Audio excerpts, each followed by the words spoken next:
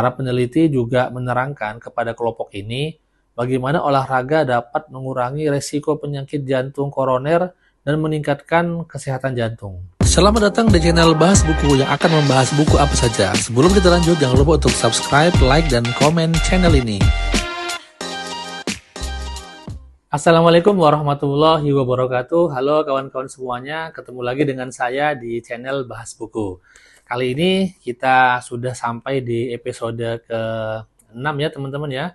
Dan untuk video kali ini kita akan membahas subbagian kedua dari bagian kedua buku Atomic Habits ini. Kalau di video sebelumnya kita membahas subbagian pertama dari bagian kedua yang berjudul Sosok yang Terlihat, ada yang tak beres pada dirinya.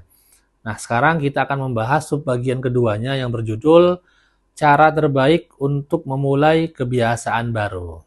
Tapi sebelum kita melanjutkan untuk membahas subbagian kedua dari bagian kedua buku Atomic Habits ini, saya ingin memberikan pengulangan lagi ya terkait dengan ringkasan bab dari subbagian ke-1 dari bagian keduanya. Yang pertama adalah dengan latihan yang memadai, otak Anda akan mengambil petunjuk-petunjuk yang meramalkan hasil-hasil tertentu tanpa secara sadar memikirkannya. Yang kedua, begitu kebiasaan menjadi otomatis, kita berhenti memberikan perhatian pada apa yang sedang kita lakukan. Yang ketiga, proses pengubahan perilaku selalu dimulai dengan kesadaran. Anda perlu menyadari kebiasaan-kebiasaan Anda sebelum dapat mengubahnya. Lalu yang keempat, menunjuk dan mengumumkan meningkatkan kesadaran Anda dari kebiasaan di bawah sadar ke tingkat lebih sadar dengan mengumumkan aksi-aksi Anda. Lalu yang terakhir, kartu nilai untuk kebiasaan adalah latihan sederhana untuk menjadi lebih sadar tentang perilaku Anda. Jadi itu adalah ringkasan dari subbagian pertama, bagian kedua dari buku Atomic Habits ini.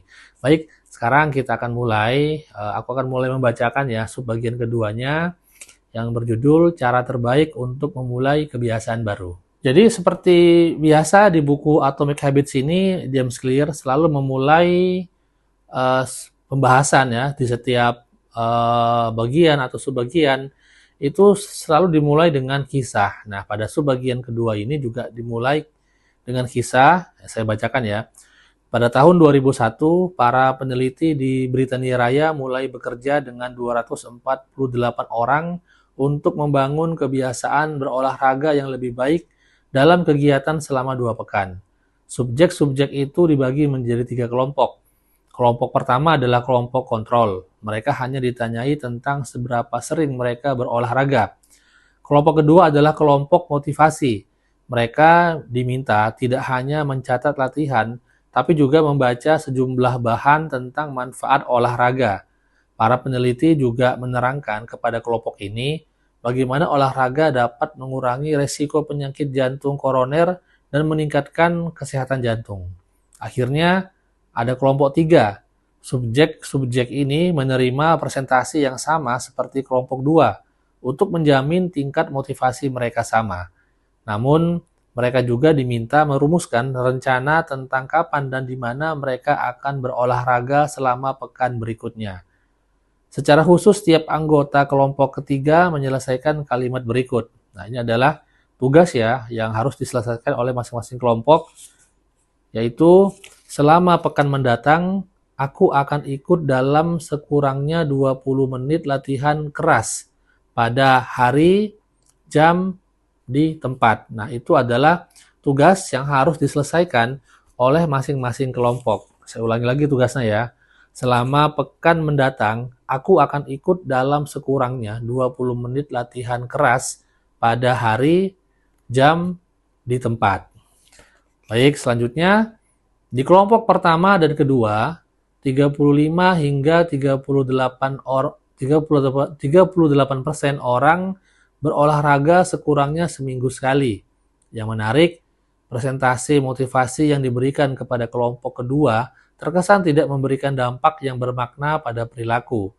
Namun 91% anggota kelompok ketiga berolahraga sekurangnya seminggu sekali, lebih dari 2 kali persentase normal. Kalimat yang mereka selesaikan adalah yang oleh peneliti disebut niat implementasi, yaitu merencanakan kapan dan di mana mereka akan melakukan aksi, yaitu bagaimana Anda berniat mengimplementasikan suatu kebiasaan tertentu. Nah, teman-teman, jadi kalau bisa sedikit ya kita pahami tadi yang sudah aku bacakan ya, saya bacakan di bagian ini. Jadi memang kebiasaan itu bermulai pada sesuatu yang memang harus kita niatkan terlebih dahulu. Seperti tadi dikatakan, tugas yang diberikan oleh masing-masing kelompok selama pekan mendatang, aku akan ikut dalam sekurangnya 20 menit latihan pada hari, jam, atau di tempat tertentu. Nah, semua itu berawal dari niat. Kalau kita memiliki niat untuk mengimplementasikan sebuah kebiasaan-kebiasaan yang itu nanti akan memicu terjadinya sebuah perubahan, maka dengan niat tersebut itu kita akan memiliki gairah ya atau kemauan untuk mengarah ke arah perubahan itu, teman-teman. Nah, itu tadilah sedikit ya yang dapat saya pahami dari bagian yang sudah saya bacakan tadi. Lalu kemudian di halaman 81 di sini ada kalimat yang menarik ya. Banyak orang berpikir mereka kurang termotivasi, padahal sesungguhnya mereka kurang jelas kapan dan di mana aksi akan dilaksanakan tidak selalu jelas. Ada orang yang menghabiskan seluruh hidup menunggu kapan waktu yang tepat untuk melakukan perbaikan. Begitu niat implementasi dicanangkan, Anda tidak harus menunggu sampai inspirasi untuk memulainya datang. Apakah aku menulis satu bab atau tidak? Apakah aku bermeditasi pagi ini atau setelah makan siang? Ketika saat untuk beraksi tiba, tak perlu ada keputusan lagi. Anda cukup mengikuti rencana yang telah dibuat. Nah, di sini kemudian penulis memberikan cara yang sederhana ya. Cara paling sederhana untuk menerapkan strategi ini pada kebiasaan Anda adalah melengkapi kalimat berikut. Aku akan itu kita lanjutkan dengan kata kerja. Contohnya, aku akan bermeditasi, aku akan menulis, aku akan menanam, aku akan berolahraga, dan seterusnya. Nah, ini aku akan, kemudian kita lanjutkan dengan kata kerja. Pada waktu. Nah, waktu itu kita tentukan waktunya. Siang, sore, malam, besok, atau lusa, atau minggu depan. Nah, itu kita harus tentukan. Kemudian nah di ini itu adalah lokasi tempat di mana kita akan melakukan sebuah perubahan ataupun kegiatan atau kebiasaan itu. Umpamanya, aku akan bermeditasi nanti malam, lokasinya mana? Di dalam surau, seperti itu. Nah, kita harus bisa menetapkan apa yang ingin kita lakukan dalam rangka kita ingin melakukan sebuah kebiasaan-kebiasaan yang baik. Nah, ini contohnya nih, meditasi ya. Contoh meditasi adalah, aku akan bermeditasi selama 1 menit pada pukul 7 pagi di dapur. Nah, itu contoh kalau umpamanya kata kerjanya adalah meditasi. Nah, kemudian kalau kata kerjanya adalah belajar. Aku akan belajar bahasa Spanyol selama 20 menit pada pukul 6 sore di kamar tidur. Nah, itu kalau kata kerjanya adalah belajar. Kemudian kalau kata kerjanya adalah olahraga. Aku akan berolahraga selama 1 jam pada pukul 5 sore di sasana dekat rumah. Teman-teman, jadi itu tadi kita diberikan suatu cara ya, cara yang sederhana ketika kita sudah menentukan niat ataupun rencana ingin melakukan sebuah kebiasaan baru yang ingin kita lakukan dalam rangka membentuk atau membangun sebuah aktivitas yang baik. Maka ketika rencana itu sudah kita tetapkan kapan waktunya, terus di mana lokasinya, dan ketika waktunya tiba, harusnya kita tidak lagi menunggu motivasi, tidak lagi menunggu adanya perintah dari siapa. Kita harus segera melakukan apa yang sudah kita niatkan, apa yang sudah kita rencanakan. Makanya rencana dan niat itu memang harus kita buat sematang-matangnya. Lalu di halaman 83 ada poin ya sini yang di bold. Menumpuk kebiasaan. Rencana sederhana untuk merombak kebiasaan. Nah, Kemudian di sini ada cerita, hampir seumur hidup filsuf Prancis Denis Diderot hidup miskin. Tapi itu semua berubah dalam satu hari pada tahun 1765. Putri Diderot hampir menikah dan ia tidak punya uang untuk membiayai pernikahan itu. Meskipun tidak memiliki harta, Diderot terkenal karena perannya sebagai salah seorang pendiri dan penulis ensiklopedi. Salah satu ensiklopedi paling lengkap pada masa itu. Ketika Katarina Agung, Kaisar Rusia, mendengar masalah keuangan Diderot, hatinya terusik. Ia penggemar buku dan sangat menikmati kehadiran ensiklopedia itu. Ia mengungkapkan niat membeli perpustakaan pribadi Diderot seharga 1.000 pound sterling, lebih dari 150.000 dolar hari ini. Dalam seketika, Diderot mempunyai uang banyak. Dengan kekayaannya yang baru, ia tidak hanya mampu membiayai pernikahan putrinya, tapi juga membeli jubah untuk dirinya sendiri. Jubah itu indah, begitu indah. Sesungguhnya sampai-sampai ia langsung melihat bahwa jubah itu sangat tidak cocok dengan barang-barang lain miliknya yang biasa-biasa. Ia menulis, tidak ada kecocokan lagi, tidak ada kesatuan lagi, tidak ada keindahan lagi antara jubahnya yang anggun dan barang-barang lain yang ia miliki. Diderot langsung merasakan dorongan untuk meningkatkan kelas harta miliknya.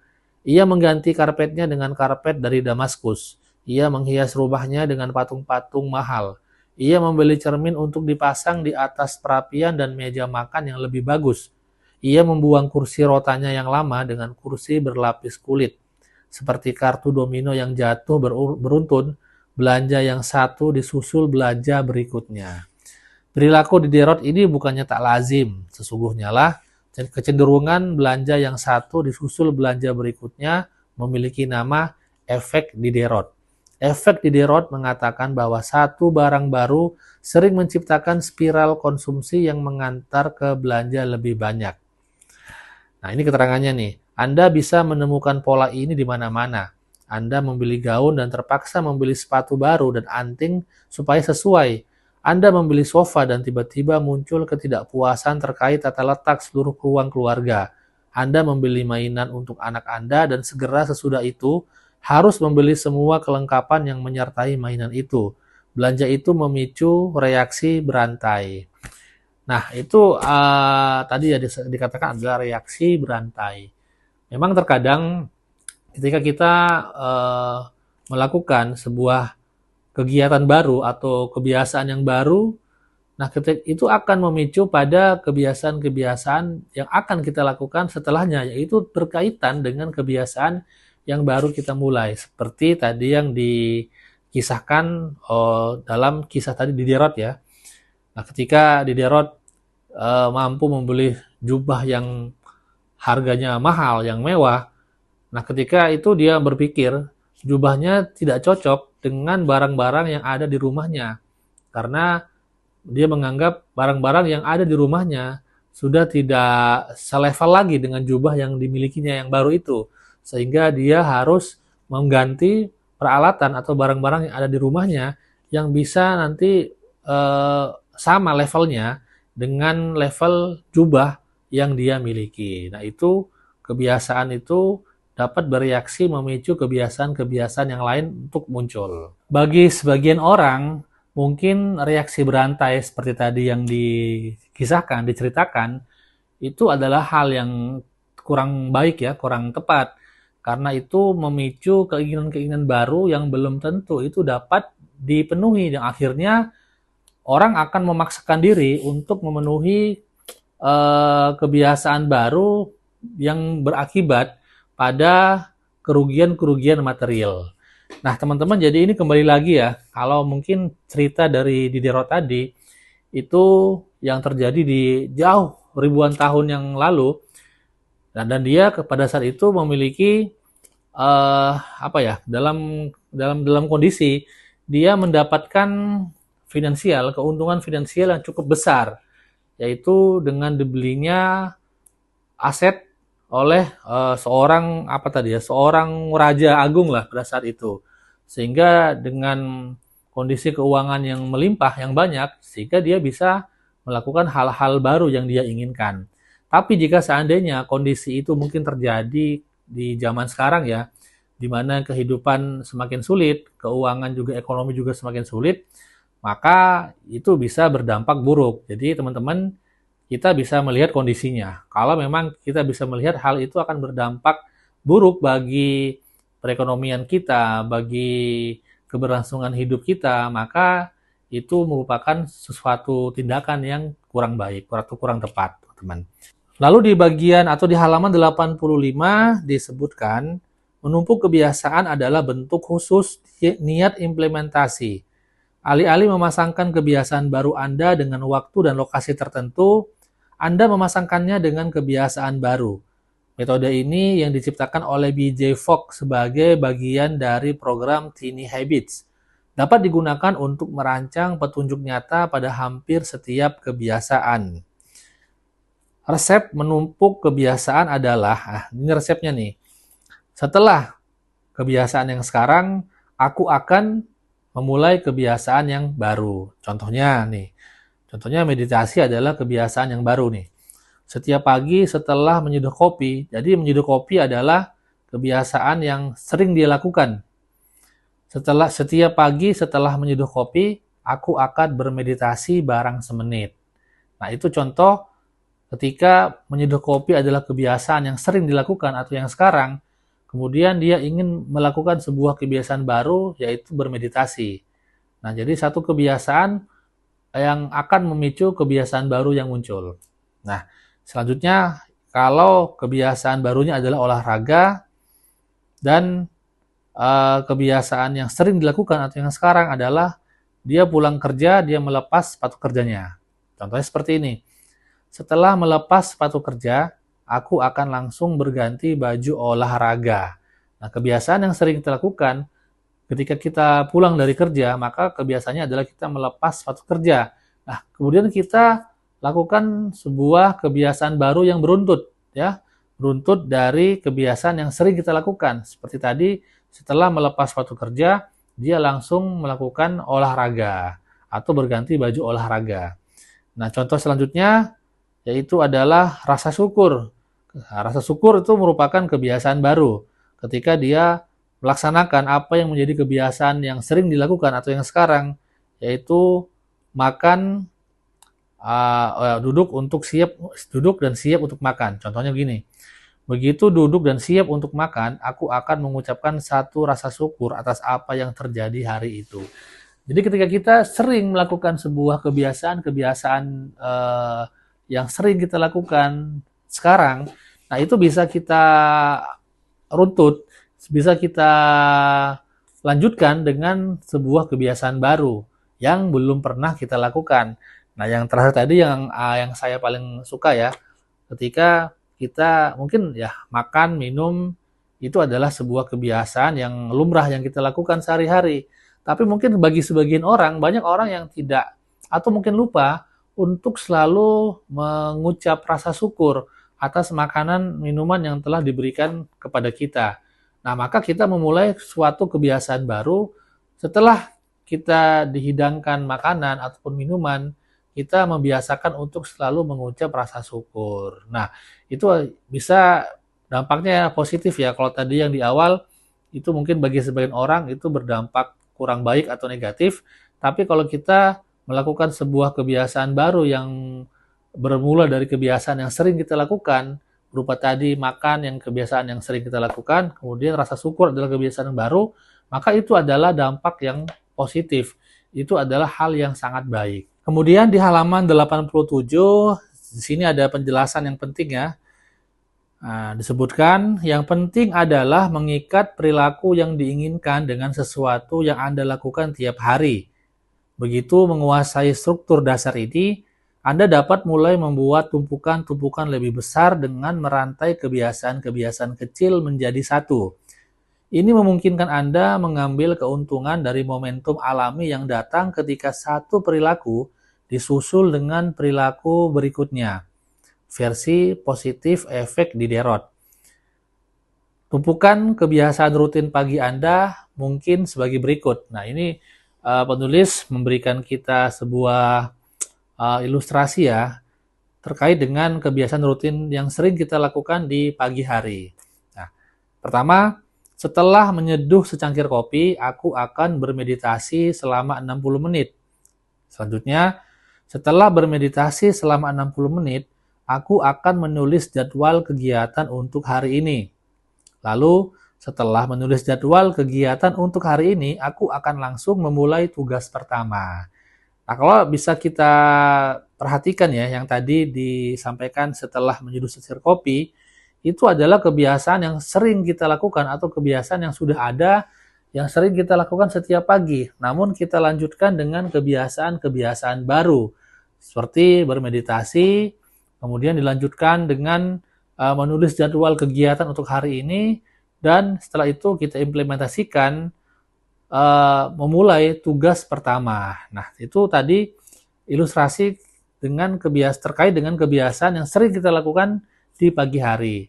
Selanjutnya, penulis juga memberikan ilustrasi tentang kebiasaan yang sering atau biasa kita lakukan di malam hari. Sebagai berikut, setelah selesai makan malam, aku akan langsung menaruh piring di mesin pencuci piring. Lalu, setelah mencuci piring, aku langsung membersihkan dapur. Setelah membersihkan dapur, aku akan menyiapkan cangkir kopi untuk esok pagi. Nah, seperti tadi yang kebiasaan yang sering kita lakukan di pagi hari, maka di malam hari pun kebiasaan yang lumrah yang sering kita lakukan adalah makan malam. Namun mungkin kita setelah makan malam, kita tidak pernah membersihkan piring yang kita gunakan untuk makan malam. Nah, setelah kita melakukan kebiasaan yang ada, yang sering kita lakukan, yaitu makan malam, kita mencoba untuk melakukan kebiasaan baru, yaitu piring yang kita gunakan, kita bersihkan. Nah, lalu setelah itu kita bersihkan dapur, dan kemudian setelah itu kita menyiapkan cangkir kopi yang dapat kita gunakan untuk menyeduh kopi di keesokan harinya. Nah, itu adalah tumpukan-tumpukan kebiasaan yang dimulai dari kebiasaan yang sering atau yang sudah ada, lalu dilanjutkan dengan kebiasaan-kebiasaan baru. Nah, teman-teman, jadi itu tadi adalah penjelasan dari sebagian yang ada di bagian kedua dari buku Atomic Habits ini. Jadi buat teman-teman yang ingin membaca lebih lengkapnya, lebih detailnya, agar dapat lebih memahami isinya, teman-teman bisa beli buku Atomic Habits ini, yang nanti link pembeliannya aku letakkan di deskripsi video. Teman-teman akan bisa klik link itu dan nanti akan diarahkan ke marketplace yang menjual buku Atomic Habits ini. Nah, teman-teman, jadi seperti biasa ya, di setiap akhir subbagian itu ada ringkasannya. Nah, untuk ringkasan subbagian kedua ini, yang pertama adalah kaidah pertama. Kaidah pertama perubahan perilaku adalah menjadikannya terlihat. Yang kedua, dua petunjuk paling umum adalah waktu dan lokasi. Yang ketiga, membuat niat implementasi adalah strategi yang dapat digunakan untuk memasangkan kebiasaan baru dengan waktu dan lokasi tertentu.